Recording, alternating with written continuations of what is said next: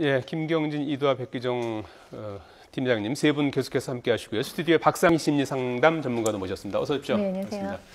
자, 김수창 전 지검장 지난주 변호사 등록 신청 서류를 변호사협회에 제출했다고 하는데요. 네. 자, 이제 뭐 그동안에 뭐 한번 이제 반려되기도 하고 그랬었는데 변호사가 되는 겁니까?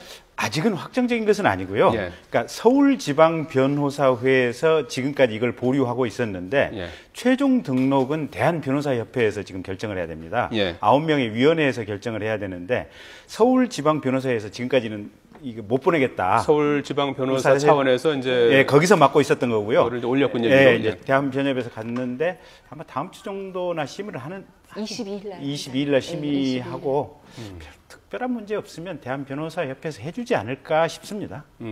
지방변호사회에서 통과된 게 저 대한변호사회에서 이렇게 안 된 반려되는 경우는 별로 없는데요. 근데 지방변호사 의견을 존중해서 예, 그래서 이제 수용이 이제 그 아까 9명 있다 그랬는데 과반수가 찬성하면 의결이 되는데 저는 조금 아쉬운 것 같습니다. 그러니까 김수창 변호사라고 해야겠죠. 등록을 하시든 안 하시든 이제 등록하면 활동이 가능하고 등록하지 않으면 변호사로 활동을 못 하는데요. 사건이 1년 지났고 또 6개월 동안 자숙을 했고 의사한테 치료 확인서를 받아서 제출했다고 하지만 확인서도 냈습니다. 예, 사회적인 파장이 있었기 때문에 뭐 생계의 문제인지 어떤 것인지는 잘 모르겠지만 연금이 나오실 거 아닙니까? 이분 검사장을 하셨으니까 20년 이상 됐으니까 연금이 나올 거거든요. 그래서 뭐 생계가 그렇게 크게 문제가 되지 않으면 공연음란 혐의라고 해서 우리가 너무 이 부분을 이제 가볍게 볼 건 아닌 것 같아서요. 조금 더 자숙 기간이 있었으면 어떨까 싶습니다. 저도 이두아 변호사님 말씀 좀 동의를 네. 하는데요. 사실 그 지난 여름에 이 김수창 제주 전 지검장 때문에 굉장히 많은 방송들을 했었고 또 전 국민들이 제주 지검장 위치에서 그런 공연음란 행위 또 더군다나 그 자전거를 타고 가는 여학생 앞에서 그런 행위가 있었다는 측면 또 야간에 이런 부분 때문에 굉장히 비난의 소리가 높았는데 물론 나중에 어떤 질환으로 인한 그런 행위라고는 하지만 그렇다고 하더라도 정신이 떳떳한 그런 상황에서 과연 현직 관의 지역의 어떤 그 검찰의 수사기관의 부서장이 그런 행위했다는 자체가 굉장히 비난의 소리가 높았던 부분인데 아직까지 기간이 1년 정도밖에 되지 않았는데 이 상황에서 벌써 변호사를 하시겠다고 하는 부분이 과연 어떻게 생각하는지 그 당시 광주지검에서도 기소유예 처분을 받으신 걸로 지금 알고 있거든요.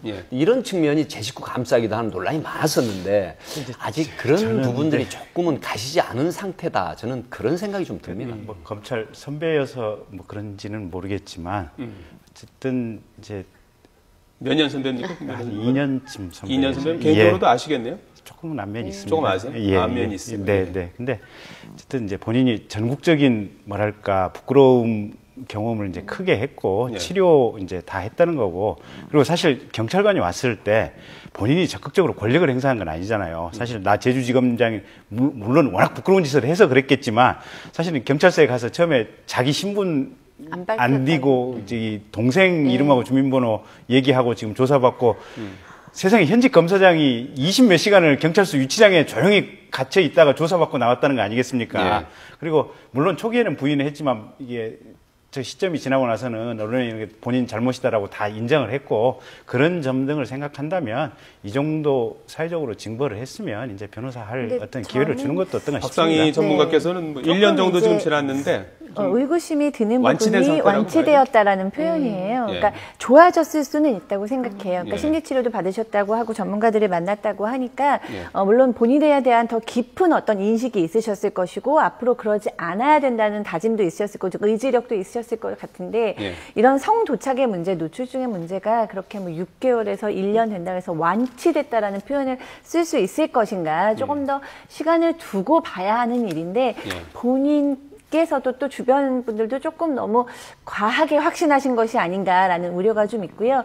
그렇지만 저는 이제 긴 시간으로 봤을 때는 이분이 그래도 본인이 어떤 범죄를 저질렀지만 그 법적인 지식이라던가 이 경험이라던가 이런 것이 있기 때문에 그리고 이 노출증이라는 게 누구를 이렇게 가해했다고 완전히 볼 수 있을까 하는 질문이 좀 들기 때문에 시간을 두고 변호사로 다시 이제 돌아오는 것은 기정사실인 것 같아요. 그러나 1년은 좀 짧다. 한 1년 반에서 2년 정도 조금 더 두고 보셨으면 병적인 접근에서도 시각 사람들의 어떤 마음에서도 조금 더 받아들이기가 쉽지 않을까 싶습니다.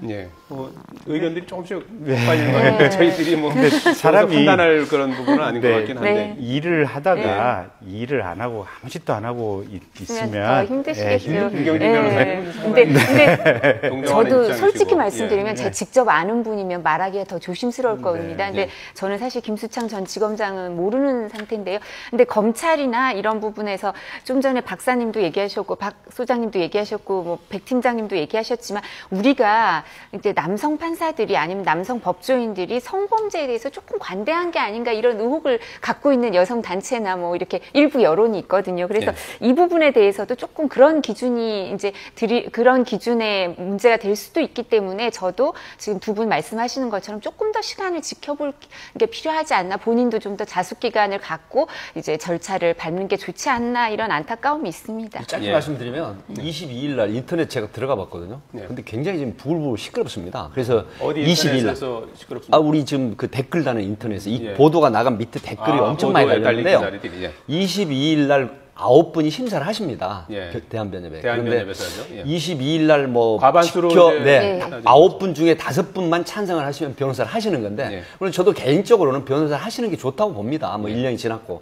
하지만 받아들이는 여론은 그다지 좋은 건 아닌 걸로 그렇게 지금 보입니다. 알겠습니다.